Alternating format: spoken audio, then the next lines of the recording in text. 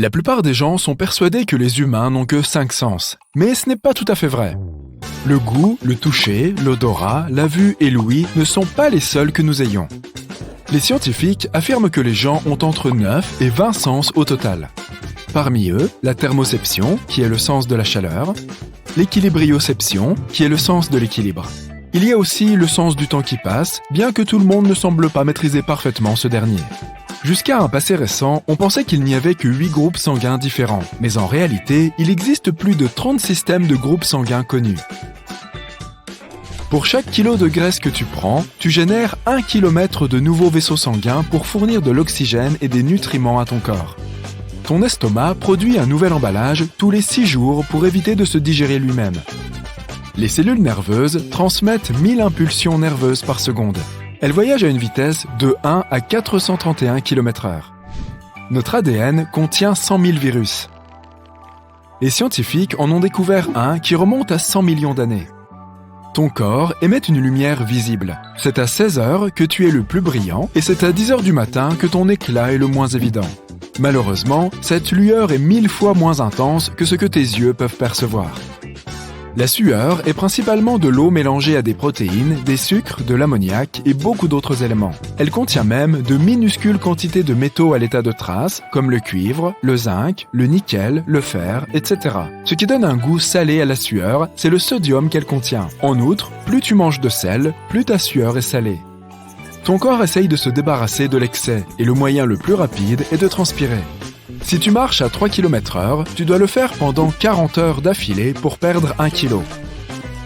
Et il te faudrait 518 jours et 8 heures pour faire le tour de l'équateur. Le cérumen n'est pas vraiment de la cire. Il contient de la graisse, des cellules de peau, de la sueur et de la saleté. Ton cerveau devient 3 fois plus gros au cours de la première année de ta vie et atteint sa pleine maturité à l'âge de 25 ans. Il est composé à 60% de graisse. Il génère environ 23 watts d'énergie électrique, ce qui est suffisant pour faire fonctionner une petite ampoule. Les humains ne peuvent pas vraiment faire plusieurs tâches à la fois. Ton cerveau ne peut pas effectuer plus d'une action en même temps. Il passe de l'une à l'autre, ce qui ne fait pas gagner de temps, comme tu pourrais le penser. Mais augmente la possibilité que tu fasses une erreur et rend le processus plus long. Lorsque tu as un examen à passer ou que tu es au travail et que tu essayes de te concentrer sur une tâche importante, essaye de mâcher du chewing-gum. Des études ont montré que cela peut t'aider à rester concentré plus longtemps sur des tâches qui nécessitent toute ton attention. Certains affirment même que c'est une meilleure aide aux examens que la caféine. Il n'y a rien de spécial dans le chewing-gum, mais l'acte de mâcher réveille ton cerveau. Toutefois, l'effet ne dure pas longtemps, seulement 20 minutes. Les embryons développent des empreintes digitales à 3 mois. Tes os sont 4 fois plus durs que le béton. L'os le plus solide de ton corps est le fémur. Il peut supporter jusqu'à 30 fois le poids d'une personne adulte. Ce qui est encore plus fou, c'est que nos os sont constitués d'un matériau composite, ce qui signifie qu'ils sont à la fois durs et élastiques. Les coups de soleil sont le résultat d'une exposition aux radiations. Lorsque le mécanisme de défense naturelle de ton corps est débordé en essayant de combattre les rayons UV, une réaction toxique se produit et entraîne un coup de soleil. La chair de poule est un réflexe évolutif hérité de nos ancêtres. La libération d'adrénaline faisait se dresser leurs poils et ils avaient l'air plus effrayants pour les prédateurs qui s'approchaient. Ton corps produit 0,5 à 1,5 litres de salive par jour. Elle t'aide à digérer les aliments et à lutter contre les infections. Tu as aussi beaucoup de bactéries dans ta bouche. La quantité moyenne de bactéries dans la bouche d'une personne est presque la même que le nombre de personnes vivant sur Terre. Chaque humain a environ 150 000 cheveux sur la tête. Chaque mèche pousse d'approximativement 13 mm par mois. Si nous additionnions la croissance de chaque cheveu, nous pourrions atteindre la distance de 16 km en seulement un an. Tes cheveux sont aussi beaucoup plus résistants que tu ne le penses. Une seule mèche peut supporter 85 grammes, ce qui correspond au poids d'une pomme. Si on combinait la force de tous les cheveux de ta tête, ils pourraient supporter le poids de 2 éléphants. Le bruit des battements de ton cœur est le claquement des feuillets des valves qui s'ouvrent et se ferment. Ton cœur ne réplique pas ses cellules, sauf si tu as une blessure. Tes cornées sont les seules parties de ton corps qui ne reçoivent pas de sang. Elles reçoivent de l'oxygène directement de l'air. Lorsque tu es assis ou debout, il est plus facile pour toi de te rappeler des souvenirs positifs qui te font du bien. Certains pensent que c'est parce que le fait de s'asseoir avec le dos plat stimule la circulation sanguine et ton cerveau reçoit plus d'oxygène, ce qui l'aide à mieux fonctionner. L'homme qui a la voix la plus profonde du monde peut produire des sons que les humains, y compris lui, ne peuvent pas du tout entendre. Mais les éléphants peuvent entendre ces sons. Les veines ont l'air bleu parce que la lumière doit traverser des couches de peau et de graisse pour les atteindre. Ta peau disperse une grande partie de la portion rouge de la lumière blanche avant de réfléchir le sang. Il ne reste donc que la lumière bleue pour rebondir vers tes yeux. Une personne qui souffre d'anosmie est incapable de détecter les odeurs. La phantosmie est la condition inverse, lorsqu'une personne sent une odeur qui n'est pas réellement présente. Tu n'es pas le seul dans ce cas. Cette habitude a des effets positifs sur ta santé mentale, car c'est un comportement apaisant. Lorsque les gens se sentent dépassés, ils ont moins de maîtrise d'eux-mêmes et sont beaucoup moins enclins à accomplir des tâches difficiles. Tu te replonges volontiers dans la première saison de The Office parce que lorsque tu regardes, écoutes ou exécutes quelque chose de familier, tu n'as pas besoin de faire l'effort de décrypter ce que tu penses. C'est donc un bon moyen de se remettre les idées en place. Voici une autre sensation. Imagine que tu sois en train de profiter d'un magnifique coucher de soleil sur un balcon ou mieux au sommet de la tour Eiffel. Et voilà que ta petite voix intérieure te murmure « Et si je sautais ?» Eh bien, ce n'est pas forcément le fruit d'un état dépressif. Vois-tu, c'est juste une sorte de sentiment qui se produit lorsque tu es en hauteur. Il existe un nom pour cela, c'est l'appel du vide ou le phénomène de la hauteur. Il s'agit d'un objet de recherche relativement nouveau, mais plusieurs études sont en cours. On se souviendra certainement de l'incroyable performance de Jim Carrey dans Le Truman Show. Mais savais-tu que le délire de type Truman Show existait réellement ? Ce phénomène relève de la neuropsychiatrie cognitive. Les personnes atteintes de ce syndrome croient qu'elles sont filmées et que les images sont exploitées à des fins de divertissement. Il fut un temps où l'aluminium était encore plus précieux que l'or. Je sais que ça semble difficile à croire. Aujourd'hui, nous emballons carrément nos sandwichs dans cet article du quotidien. Au 19e siècle, cependant, l'aluminium était un élément très difficile à obtenir. En effet, il était littéralement introuvable jusqu'à ce que des innovations permettent de l'extraire à grande échelle. Ainsi s'acheva le règne de l'alu. On raconte que l'empereur Napoléon III possédait même des couverts en aluminium qu'il réservait à ses invités de marque. Nous pourrions tout aussi bien évoquer une fête de voyageurs temporels qui s'est déroulée en 2009. Le physicien et théoricien Stephen Hawking a invité les voyageurs temporels du monde entier à s'y retrouver. Il y avait une grande bannière portant les mots « Welcome Time Travelers » et personne ne s'est pointé. Mais peut-être que ces voyageurs avaient d'autres engagements qui les ont empêchés d'assister à la fête. Je te jure que je pleure pas parce que personne n'est venu à ma super fête. J'étais juste en train de couper des oignons. Pourquoi fondons-nous en larmes lorsque nous les découpons ? À cause d'une enzyme particulière, la synthase du facteur lacrymogène. Existe-t-il une solution ? Eh bien la prochaine fois, prends une serviette en papier humide et dépose-la sur la planche à découper juste à côté de l'oignon. L'acidité produite par l'enzyme sera captée par le papier humide plutôt que par tes yeux.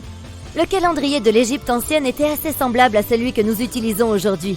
Il comptait 365 jours répartis en 12 mois. Mais au lieu d'ajouter un 31e jour à certains mois, il gardait ces jours supplémentaires pour la fin de l'année. Tournons à nouveau nos objectifs du côté du règne animal. Y a-t-il un avantage quelconque à ce que les zèbres aient ce motif fascinant ? Les scientifiques se sont également penchés sur la question et ont procédé à quelques expériences. Ils ont affublé des chevaux de manteaux ressemblant au pelage des zèbres. Le manteau couvrait tout le corps des chevaux à l'exception de leur tête. Et il s'avère que ce motif zébré repousse les mouches. Les scientifiques ont observé que ces dernières ne s'attaquaient qu'à la tête des animaux et restaient à l'écart de leur corps. Les fourmis sont connues pour être des créatures travailleuses, même dans les fables de La Fontaine, et cela se reflète dans la vie réelle. Elles peuvent soulever jusqu'à 20 fois leur propre poids. Ces insectes ont également d'autres qualités remarquables. Ainsi, si une fourmi se blesse gravement, elle refusera d'être soignée par ses congénères. La fourmi sait qu'elle ne survivra pas. Alors au lieu de gaspiller les ressources de la colonie, elle obligera ses fourmis infirmières à continuer sans elle. Les chameaux peuvent survivre environ 15 jours sans le moindre accès à l'eau. Beaucoup de gens croient qu'ils stockent celle-ci dans leurs bosses. Mais non, ces bosses servent à stocker la nourriture sous forme de graisse. L'eau, quant à elle, est conservée dans le sang. À propos de chameaux, dans certains pays, il existe une tradition qui consiste à leur organiser des concours de beauté. Par exemple, un tel concours a été organisé en marge de la Coupe du Monde 2022 au Qatar en guise d'attraction. Tu vois une mouche énorme dans ta maison, mais elle échappe aisément à tes coups rapides de ninja. Tu te dis peut-être que la nature se chargera d'elle en quelques jours. Mais sache qu'en réalité, les mouches domestiques peuvent vivre jusqu'à 1 mois ou 2. Le fait suivant concerne les situations d'urgence sur la route. Les appuis-têtes amovibles des voitures peuvent te servir à t'échapper d'un véhicule. S'il t'est impossible d'en ouvrir les portes, tu peux toujours briser la vitre au moyen de ces appuis-têtes. Il te suffit d'en coincer les tiges entre la vitre et son rebord. Choisis un coin et frappe ensuite l'appui-tête aussi fort que possible pour briser la vitre en toute sécurité. Tu devras peut-être frapper à plusieurs reprises, mais la vitre finira par se briser. N'abandonne pas après le premier essai et ne sois pas timide, c'est une question de survie. C'est tout pour aujourd'hui, n'hésitez pas à partager vos anecdotes avec nous. Tu es un fan de science-fiction ? Alors, voici une bonne nouvelle. Il s'avère que les voitures volantes sont peut-être plus proches de nous qu'on ne le pense, et ce n'est pas seulement pour leur aspect futuriste. Les constructeurs envisagent de développer de tels véhicules pour des raisons pratiques. Tout d'abord, nos routes sont de plus en plus encombrées. À l'avenir, nous aurons besoin d'autres moyens de transport pour faire face à un grand nombre de véhicules. On trouve en ligne de nombreux concepts de voitures volantes pour tous les goûts. Par exemple, il y en a une qui ressemble à un drone géant et une autre à un avion miniature. Les concepts les plus simples se contentent de prendre une voiture standard et de lui ajouter des ailes. Dans certaines voitures, un voyant en forme de flocon de neige s'allume parfois sur le tableau de bord. Au cas où tu te poserais la question, il s'agit d'un capteur important. Il est lié à la température extérieure. Il s'active en cas d'alerte routière due à une chute brutale de la température. Il peut parfois être accompagné d'un avertissement sonore ou d'un message sur le tableau de bord pour t'informer que les routes risquent d'être verglacées, afin que tu puisses adapter ta vitesse ou changer de pneus si nécessaire.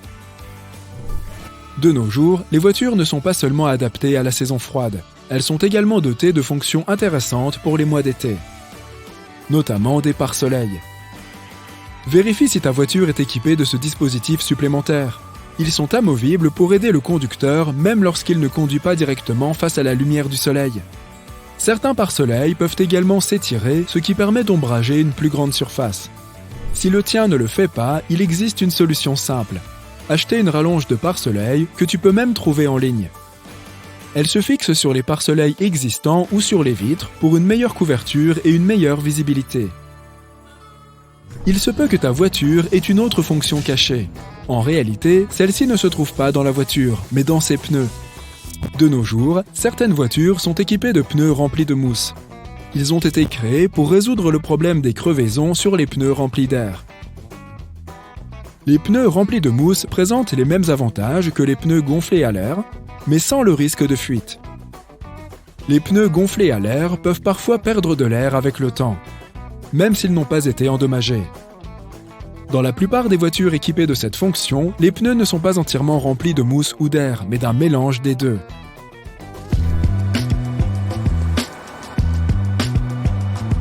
Un avantage de ces pneus modernes est qu'ils rendent les voitures plus silencieuses.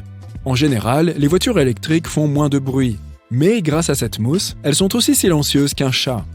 Certaines personnes apprécient le fait qu'elles soient silencieuses, tandis que d'autres préfèrent le vrombissement classique et rassurant d'un moteur à essence. Mais même les conducteurs qui aiment le bruit des moteurs classiques peuvent apprécier le silence de ces nouveaux modèles, car ils restent très rapides. Tu es peut-être tombé sur un bouton appelé AEB, qui est l'acronyme anglais de freinage d'urgence automatique. Il s'agit d'une fonction qui utilise des capteurs pour détecter si une collision est imminente. Lorsqu'il est activé, le système freine automatiquement pour tenter d'éviter un accident ou d'en atténuer la gravité. Il existe deux types d'AEB. Celui qui ne fonctionne qu'à faible vitesse et celui qui fonctionne à toutes les vitesses. Si la voiture ne peut pas être arrêtée complètement, le système AEB essayera de la ralentir autant que possible pour réduire l'impact. De nombreuses voitures sont désormais équipées de systèmes capables d'avertir le conducteur qu'une personne marche devant lui, voire d'arrêter automatiquement le véhicule pour éviter un accident. Ces systèmes utilisent des capteurs spéciaux qui peuvent également détecter les vélos et les animaux. Cependant, une étude a montré que ces systèmes ne fonctionnent pas toujours bien, surtout la nuit. Même si ta voiture est équipée de cette fonction supplémentaire, il est essentiel de toujours faire attention en conduisant et de ne pas se fier uniquement à ces systèmes.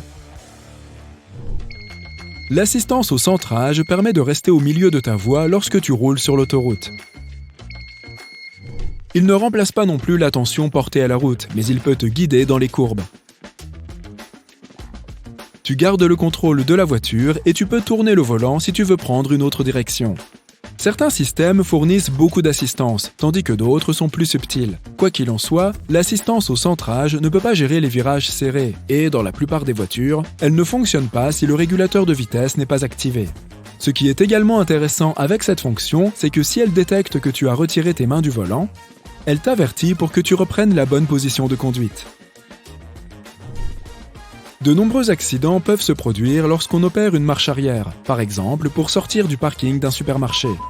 Les capteurs de stationnement peuvent aider à prévenir ces accidents en utilisant un radar ou un son pour détecter des éléments que le conducteur pourrait ne pas voir.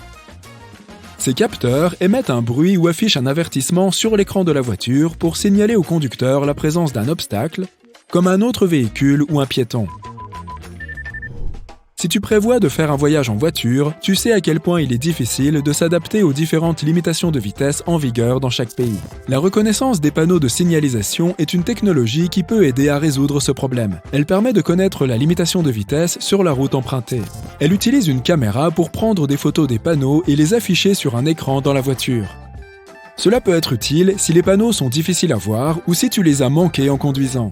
Certaines voitures équipées de cette technologie peuvent même modifier leur vitesse automatiquement en fonction des panneaux qu'elles voient. Cette technologie est surtout présente dans les voitures haut de gamme, mais elle est de plus en plus répandue.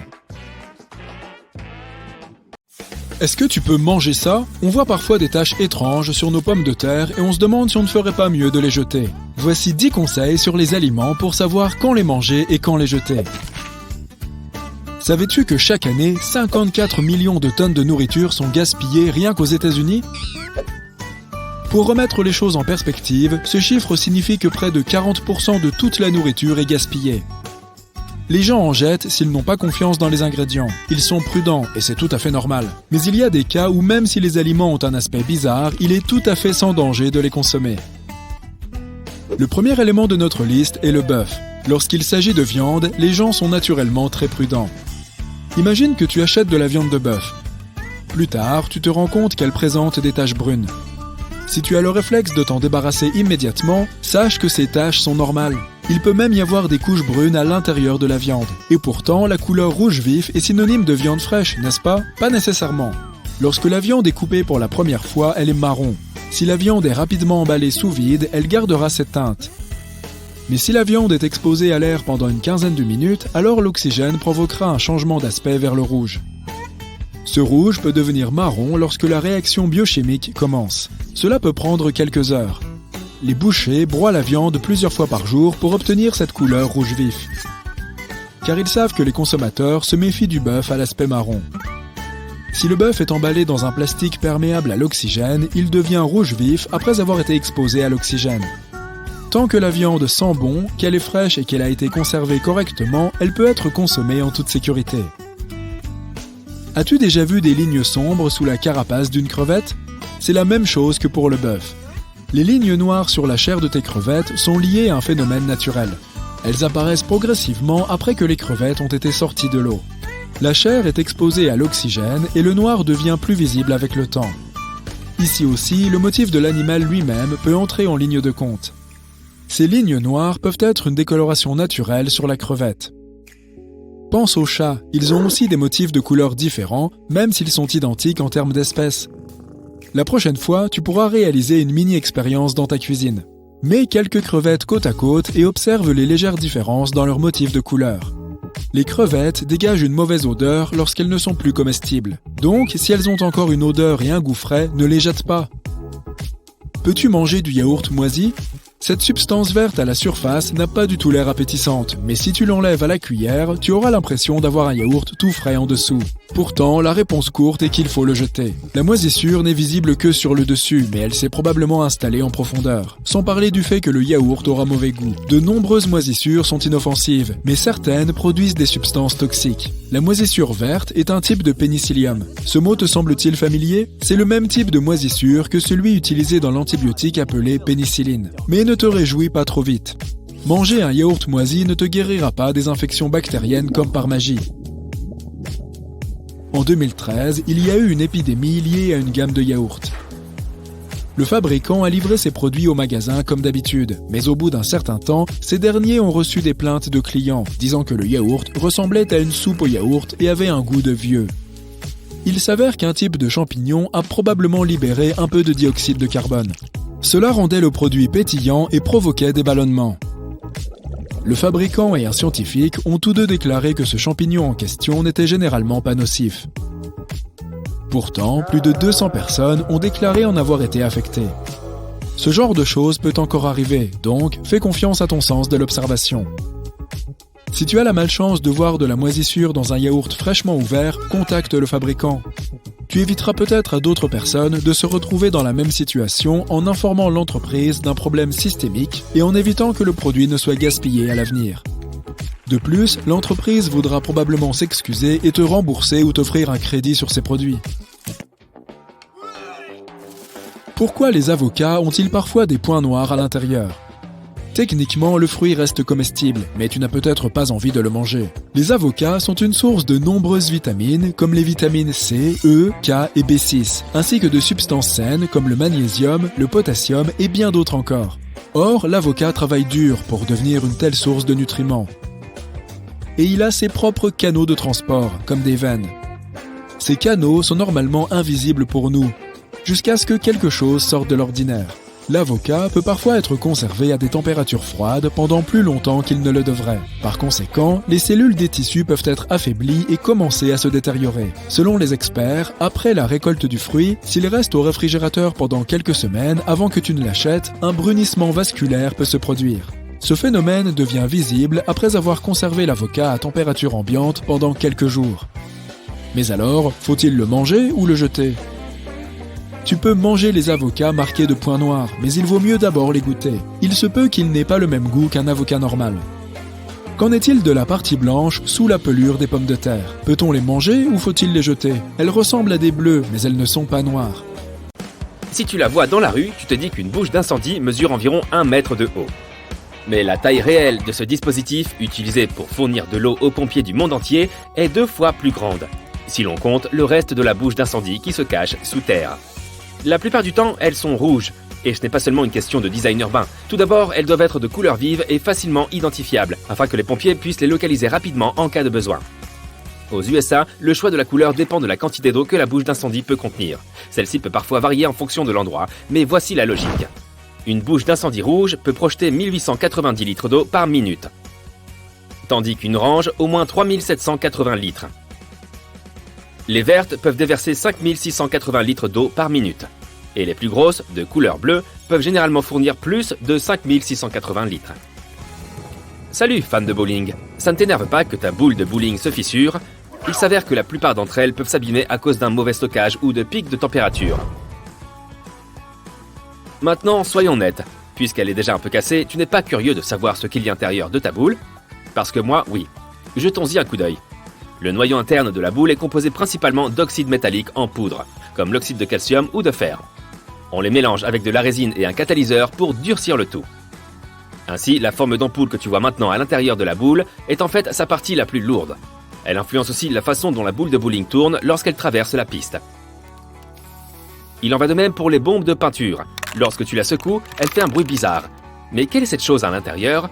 Il s'agit d'un petit poids, qui est censé maintenir le mélange de peinture en place et conserver sa forme. Il est généralement fabriqué en plastique, en métal ou en céramique. Il sert essentiellement de fouet pour s'assurer que la peinture soit bien mélangée avant de l'appliquer sur la surface de ton choix. Tu t'es déjà demandé comment les bouteilles de boissons gazeuses gardaient si longtemps ce pétillement si rafraîchissant? Eh bien, elles ont un petit joint en plastique fixé au couvercle. Il est installé ici pour empêcher le gaz de s'échapper et que la boisson devienne plate. Même si tu la secoues dans ton sac toute la journée. En parlant de choses que l'on utilise quand il fait très chaud, attends, ne mets pas encore ta casquette. Regarde-la un instant et tu remarqueras qu'il y a un petit bouton tout en haut. Il sert à quelque chose ou il est juste là pour faire joli? Certains prétendent qu'à l'époque où les gens ont commencé à utiliser de telles étoffes pour se couvrir la tête, ce bouton servait bien à quelque chose. Comme il se trouve au-dessus de la casquette, là où tous les morceaux de tissu se rejoignent, le bouton supérieur aide à maintenir la couronne de la casquette en une seule pièce. Aujourd'hui, grâce aux projets récents en matière de conception de tissus et de motifs, ce bouton est plutôt devenu un élément esthétique. Il sert à couvrir la partie où se joignent tous les morceaux de tissu. Ta casquette n'a peut-être aucun bouton, mais tu ne penses pas qu'elle est plus chouette avec? Les disques de coton ont 2 faces, Et si tu prends le temps de les regarder attentivement, tu verras qu'elles ont des textures différentes. Au cas où tu te demanderais pourquoi, le côté avec la texture sert à mettre le maquillage et le côté plat sert à l'enlever. Amateur de livres, ceci est pour toi. Les jaquettes qui accompagnent de nombreux livres à couverture rigide ne sont pas seulement destinées à embellir le livre. Elles peuvent aussi servir de marque-page. Il suffit de replier les pages que tu as déjà lues sous l'intérieur de la jaquette. Et voilà. La prochaine fois que tu prendras ta chemise préférée, jette un coup d'œil à la boutonnière du haut. Elle doit être cousue horizontalement, alors que toutes les autres sont verticales. Il s'avère que la chemise de ville a été conçue de cette façon puisque le premier et le dernier bouton sont les premiers qui se déboutonnent pendant la journée.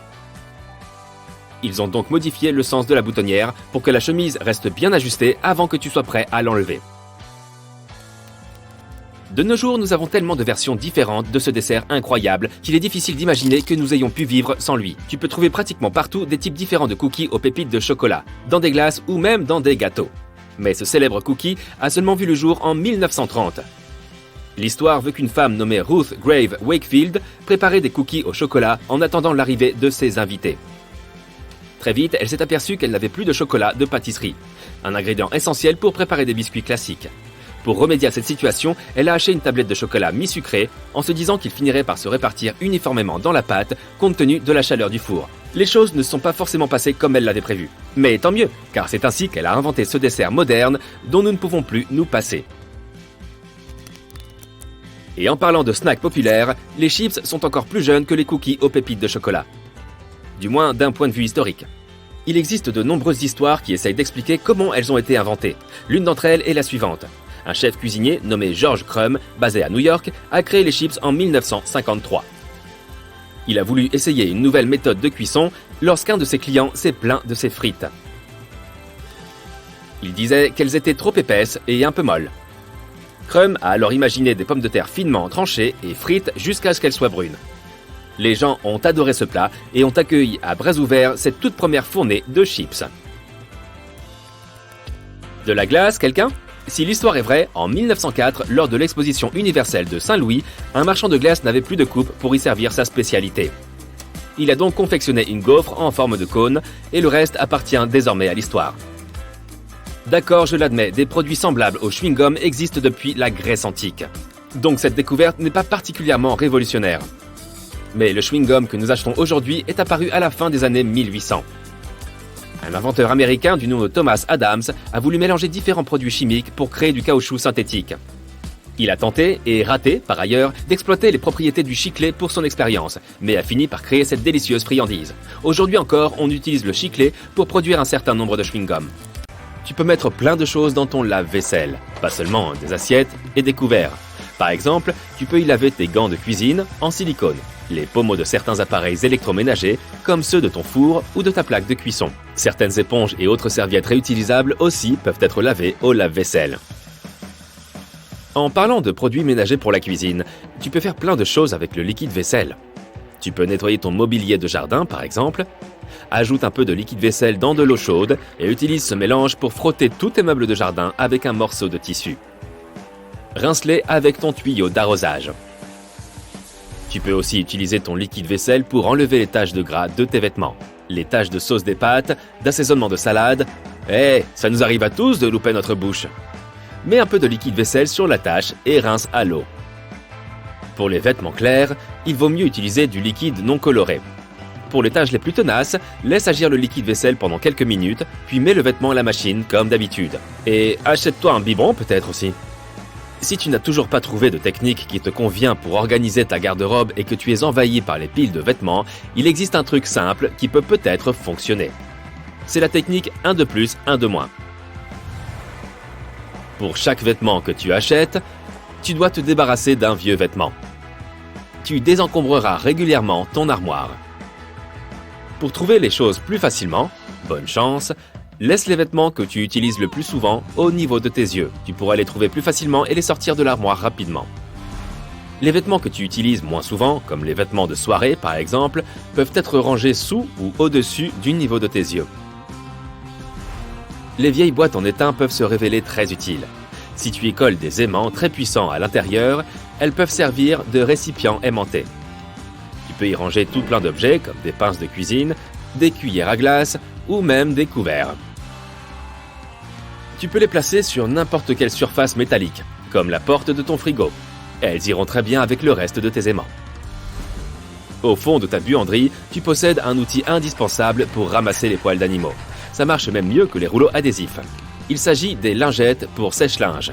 Une seule de ces lingettes et un peu d'huile de coude et le tour est joué. Plus de poils de médor partout. Ça fonctionne sur toutes les surfaces, mais c'est particulièrement efficace sur les meubles rembourrés. Si tu ne veux pas que tes portes grincent à chaque fois que tu entres dans une pièce, prends une savonnette et frotte-la directement sur les charnières.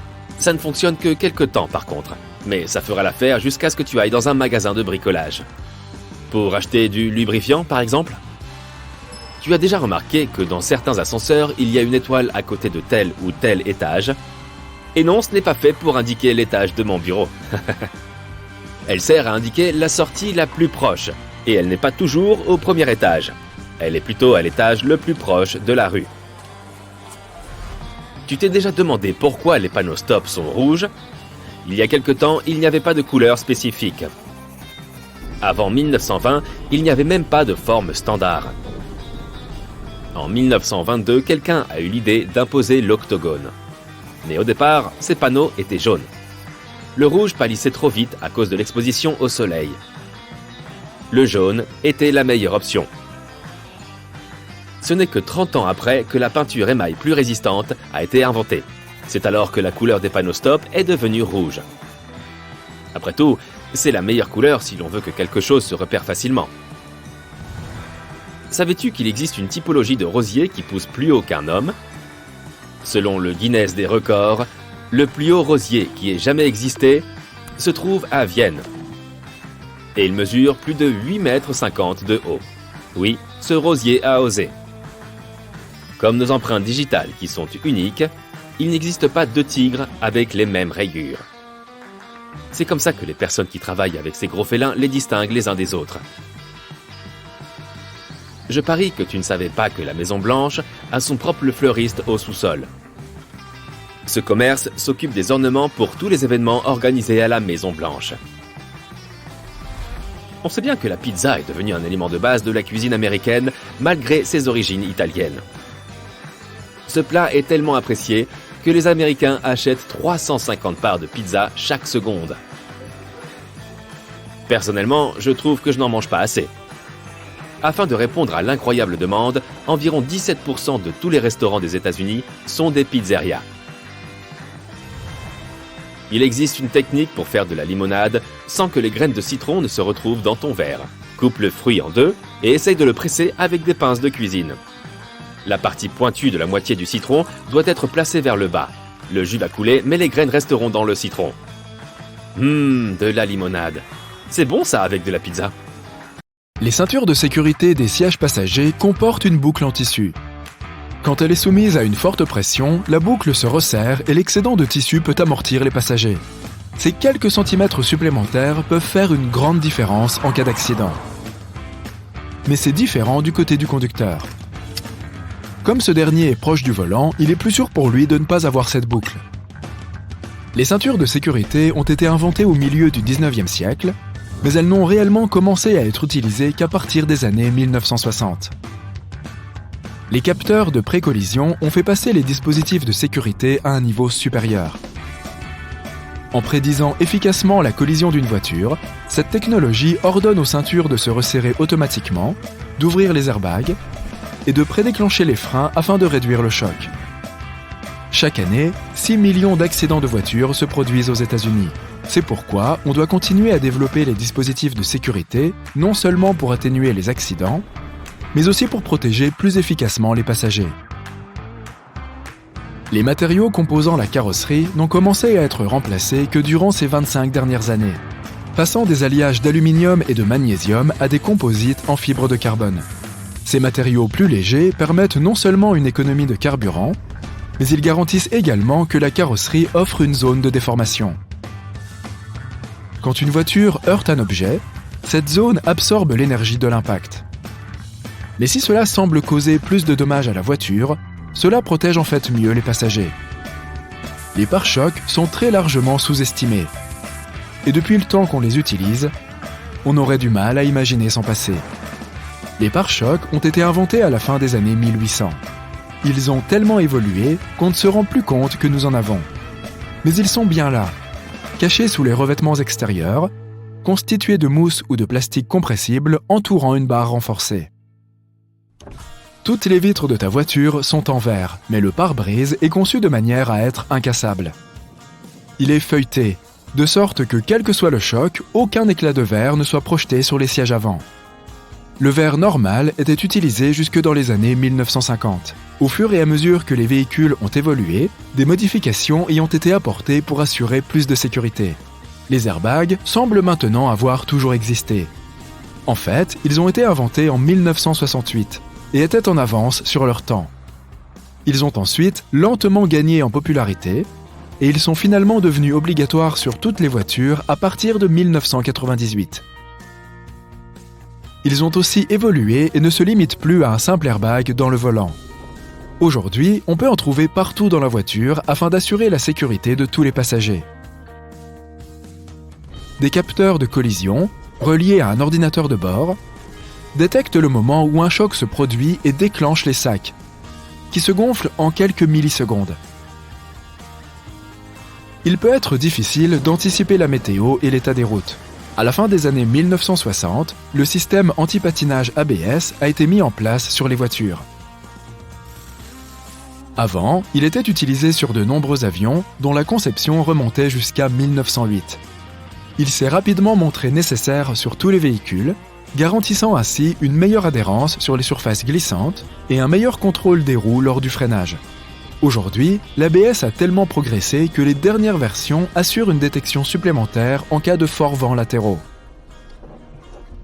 Le régulateur de vitesse, inventé en 1948, n'a cessé d'évoluer au fil des années. Aujourd'hui, le régulateur de vitesse adaptatif fait que lorsque la voiture roule à une vitesse constante et qu'elle détecte une voiture plus lente devant elle, elle adapte sa vitesse à cette dernière. D'autres variantes font en sorte que la voiture s'arrête toute seule si le véhicule qui la précède fait de même. Il est facile d'oublier d'allumer ses feux lorsqu'on conduit pendant plusieurs heures. Les feux automatiques sont de plus en plus courants. Des caméras déterminent le type de lumière en temps réel et aident à déterminer quand les feux de route doivent être allumés ou non. Bien que les feux automatiques existent depuis les années 1950, les vieux modèles utilisaient des capteurs sensibles à la lumière et étaient beaucoup moins fiables. Les nouveaux modèles peuvent identifier différentes sources de lumière, qu'il s'agisse du soleil, de la lumière directe d'une voiture venant en face, ou même du reflet d'un panneau, ce qui permet d'adapter les feux et ainsi d'éviter de gêner les autres conducteurs. Il est parfois difficile de s'assurer que personne ne se trouve dans le fameux angle mort, qui cause environ 400 000 accidents par an aux USA. Les capteurs solaires situés dans les pare-chocs arrière, ainsi que les systèmes de surveillance d'angle mort, surveillent les voies adjacentes. Ils alertent le conducteur si un véhicule se trouve sur la voie d'à côté, que ce soit par des lumières qui clignotent sur le tableau de bord, ou par des bips sonores, réduisant ainsi le danger. 1,6 million d'accidents de la route sont causés par l'utilisation du téléphone au volant, et la fatigue est à l'origine d'au moins 10% des accidents de voiture. Le système de surveillance de l'attention du conducteur permet de contrôler tout ça. Il fonctionne grâce à des capteurs qui surveillent les mouvements de la voiture et le nombre de corrections de la direction afin de s'assurer que le conducteur reste bien attentif. Lorsque l'ordinateur de bord identifie que le conducteur n'est pas bien réveillé ou qu'il est distrait par son téléphone, il émet des signaux indiquant qu'il est temps de faire une pause. Les pneus sont l'une des parties les plus critiques de ta voiture et sont étroitement liés au type de voie que tu empruntes. De nombreux dispositifs de sécurité dépendent de ces derniers. C'est pourquoi il est très important de t'assurer que tes pneus sont toujours en parfait état. Le système de contrôle de la pression des pneus vérifie la pression de l'air dans les 4 pneus et t'indique quand il faut augmenter ou diminuer la pression pour éviter tout risque. L'évolution constante des technologies permet de garantir ta sécurité sur les longs trajets. Les avertisseurs de franchissement de lignes blanches se concentrent sur le marquage au sol et veillent à ce que la voiture reste sur sa voie. Si elle dévie et s'approche d'une ligne sans clignotant, une caméra l'identifie et le signale au conducteur. La fonction d'assistance au maintien dans la voie suit la même méthode, pour éviter à la voiture d'empiéter sur la voie adjacente.